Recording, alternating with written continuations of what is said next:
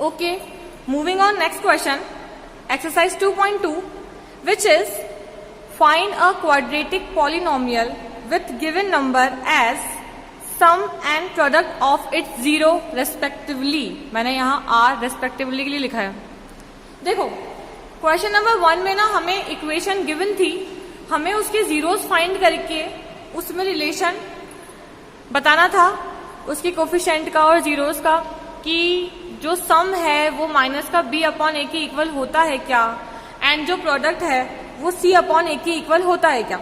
ठीक है, तो हमने दो तरह के क्वेश्चन देखे थे कि जब हमें इक्वेशन पूरी गिवन होती है तो हम मिड टर्म स्प्लिटिंग से ये कैसे करते हैं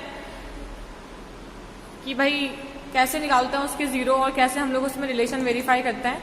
और फिर हमने देखा था एक टी स्क्वायर माइनस 15 वाला क्वेश्चन जिसमें हमारे पास b वाली टर्म नहीं थी, फिर हम उसको कैसे सॉल्व करते हैं हमने ये देखा था, है ना, आइडेंटिटी लगा के a square minus b square की कर लिए थे हमने. आपने देखा होगा उस वाले क्वेश्चन में हमारे पास दो जीरोस आते हैं, है ना, जिन्हें हम नाम देते हैं अल्फा और बीटा. अब इस क्वेश्चन में क्या है, इस क्वेश्चन में आपको जीरोस नहीं, आपको सम ऑफ जीरोस और प्रोडक्ट ऑफ जीरोस, ये इंपॉर्टेंट होता है. आप लोग क्या करते हो, आप पढ़ते हो कि अच्छा सी इक्वेशन निकालनी है, तो आप इसको क्या ले लेते हो, आप इसको ले लेते हो, अच्छा ये अल्फा दे रखा है, ये बीटा दे रखा है, फिर आप खुद इसको प्लस करते हो, खुद इसको मल्टीप्लाई करते हो, तो वो क्या हो जाता है, गलत हो जाता है. क्योंकि उसने क्वेश्चन में हमें मेंशन करके दिया है, उसने क्वेश्चन में हमको बोला है ऑलरेडी कि find the quadratic polynomial with given number as sum. जो आपको नंबर दे रखा है ना, वो क्या दे रखा है, फर्स्ट नंबर जो है ना वो किसको रिप्रेजेंट कर रहा है, फर्स्ट नंबर हमारा रिप्रेजेंट कर रहा है सम ऑफ जीरोस को, that is alpha plus beta, मैंने यहाँ मेंशन किया है. और जो सेकंड वाला नंबर है ना वो किसको रिप्रेजेंट कर रहा है, वो रिप्रेजेंट कर रहा है प्रोडक्ट ऑफ इट जीरोस को, that is alpha into beta. अब आपको ये इक्वेशन निकालनी है, इसकी क्वाड्रेटिक पॉलिनोमियल चाहिए इसको, कि जो आपको गिवन है ना उसके अकॉर्डिंग इसको क्वाड्रेटिक पॉलिनोमियल में लिख के बताओ. देखो, सबसे पहले इक्वेशन क्या होती है, एक मिनट,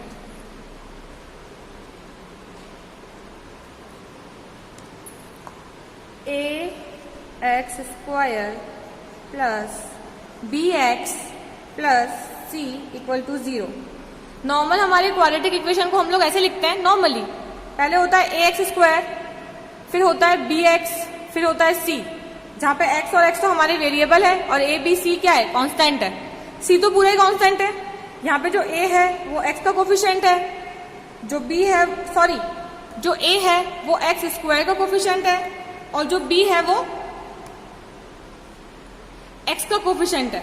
तो मैंने क्या बताया था आपको, मैंने आपको ये बताया था कि जो हमारी बी वाली टर्म होती है ना, बीच वाली, वो किसको रिप्रेजेंट करती है, वो सम को रिप्रेजेंट करती है. अब देखो इसे कंपेयर करके देखते हैं हम दोनों इक्वेशंस को आपस में. एक्स स्क्वायर इसका कोफिशिएंट के, तो यहाँ पे के की वैल्यू क्या हो गई, ए, यहाँ पे बी की वैल्यू क्या हो गई, ये alpha plus beta.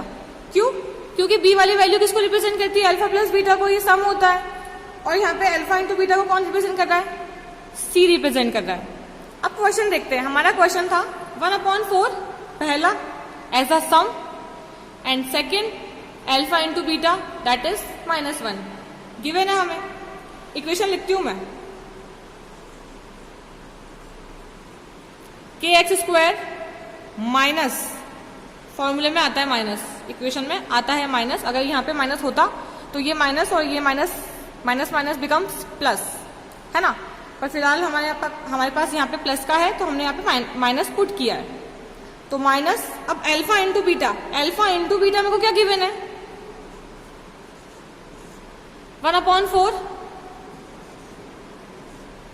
X mention किया है, प्लस अल्फा इंटू बीटा क्या है मेरे पास, -1.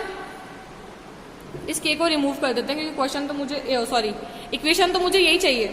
अब देखो, एक्स स्क्वायर का x square minus 1/4 x plus -1, ये हो गई इक्वेशन. लेकिन अभी हमारा आंसर जो है ना वो सही नहीं है. क्यों, क्योंकि हमने जब प्रीवियसली क्वेश्चन सॉल्व किए ना क्वेश्चन 1 में, उसमें हमारे पास कभी भी सम ऑफ जीरोस और प्रोडक्ट ऑफ जीरोस ऐसे फैक्टर की फॉर्म में नहीं, अपॉन की फॉर्म में नहीं था, न्यूमरेटर और डिनोमिनेटर की फॉर्म में नहीं था, वो होल नंबर में था. इस केस में आप क्या करोगे, ये आपने पुट तो कर दिया, एक्स स्क्वायर तो हमेशा ही आएगा। सम की जगह पूरा जो अल्फा प्लस बीटा होता है उसकी जगह मैंने 1/4 पुट कर दिया, एक्स एज इट इज। फिर अल्फा इंटू बीटा की जगह मैंने 1 पुट कर दिया। अब इस 4 को यहाँ मल्टीप्लाई करो और इस 4 को यहाँ मल्टीप्लाई करो। अब हमारी फाइनल इक्वेशन क्या हो गई? कुल मिला के आप इसका एलसीएम भी ले सकते हो और जैसा मैं बता रही हूँ वैसा भी कर सकते हो। ये हमारी क्या हो गई?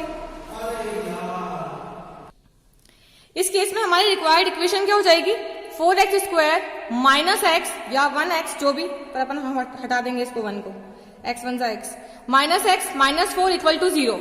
ठीक है, इस क्वेश्चन में हमें कुछ नहीं करना था, हमें जो गिवन था ना वो हमें as a sum of zeros और as a product of zeros given था, तो हमने उसे सिर्फ पुट किया, एलसीएम लिया, एक इक्वेशन फ्रेम करी क्योंकि हमको इक्वेशन का फॉर्मेट पता है एंड दैट इज सो हमारा आंसर आ गया। ठीक है, एक और क्वेश्चन देखो, मैंने लिया है इसका 5th पार्ट, उसमें आपको गिवन है 1/4 और 1/4। जैसा कि मैंने आपको पहले ही बताया है, जो पहला वाला नंबर होता है वो किसको रिप्रेजेंट करता है? वो रिप्रेजेंट करता है अल्फा प्लस बीटा को। आपको करने की जरूरत नहीं है, ये ऑलरेडी उसको रिप्रेजेंट करता है। ठीक है, उसके बाद जो हमारा 1/4 है वो किसको रिप्रेजेंट करता है? वो रिप्रेजेंट करता है अल्फा इंटू बीटा को। ठीक, अब हम इसको सिर्फ इसमें पुट करेंगे और आंसर निकालेंगे, जल्दी काम हो जाएगा। देखो x² का x², फिर यहाँ आता है माइनस, और यहाँ पे भी क्या है? माइनस का 1/4। मैं आपको ये बता रही थी कि ये माइनस माइनस क्या हो जाते हैं? प्लस हो जाते हैं बाद में। x plus alpha into beta की जगह 1/4 पुट करेंगे, ये हो गया 1/4। इक्वेशन क्या आ गई? x² minus minus plus 1/4 equal to 0। अब देखो जब एलसीएम लोगे ना तो दोनों के नीचे 4 आएगा, मतलब मल्टीप्लाई डिनोमिनेटर में, और दोनों की डिनोमिनेटर में ऑलरेडी 4 है, तो ये मल्टीप्लाई होके कहाँ जाएगा? इस साइड जाएगा, तो ये क्या हो जाएगा? 4x² plus x plus 1 equal to 0। तो दैट इज आवर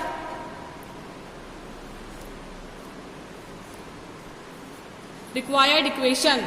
ठीक है, कुछ नहीं करना था, x² का x², अल्फा प्लस बीटा की जगह अल्फा प्लस बीटा की वैल्यू पुट करो, अल्फा इंटू बीटा की जगह अल्फा इंटू बीटा की वैल्यू पुट करो, क्योंकि हम क्वेश्चन 1 से ही पढ़ते आ रहे हैं कि हाँ भाई बीच वाली टर्म जो b वाली टर्म होती है, ये a हो गया, ये b हो गया, ये c हो गया। b वाली टर्म रिप्रेजेंट करती है सम को, c वाली टर्म रिप्रेजेंट करती है प्रोडक्ट को। तो इसके अकॉर्डिंग हमारा अल्फा प्लस बीटा क्या हो जाएगा? 1/4x, मैंने पुट किया यहाँ पे अल्फा प्लस बीटा की वैल्यू, फिर मैंने पुट की अल्फा इंटू बीटा की वैल्यू। ठीक है, और ऐसे करके हमारी इक्वेशन आ गई। अब एक लास्ट क्वेश्चन और देखते हैं इसका, फिर हमारी 2.2 जो है वो क्या हो जाएगी? पूरी कंप्लीट। देखो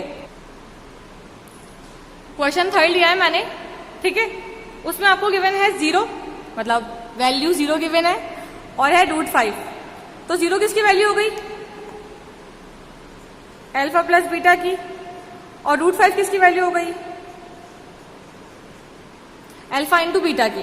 ठीक है, अब इसको हम लोग को अरेंज करना है हमारे इक्वेशन के फॉर्मेट में।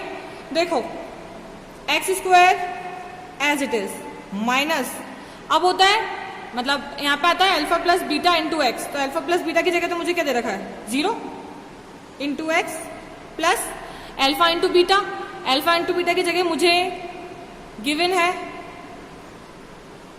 √5। अब ये क्या हो गया? x² का x², ये टर्म तो 0 हो गई, 0 इंटू एक्स 0, सीधा क्या बचा मेरे पास? प्लस का √5, और जो x² प्लस √5 है यही हमारी क्या है?